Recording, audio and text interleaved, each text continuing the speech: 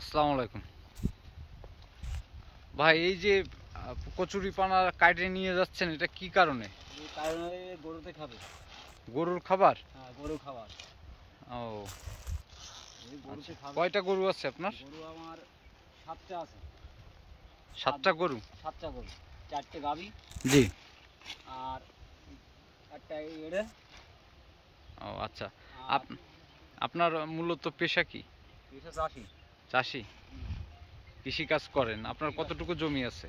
জমি এখন 2 বিঘা আছে। হ্যাঁ। আর লোকের খেত খামারে কাজ করি। ও আচ্ছা আচ্ছা। তো এখানে গরুর এইগুলো খায় ভালো? হ্যাঁ, এগুলো খায় ভালো। এই জানার সাথে কাটিয়ে মিশে দিই। ও জানার সাথে মিশে দিলে হ্যাঁ। খায় ভালো। গরুটা খায় ভালো, সমস্যা নেই, দুধ হয় বেশি।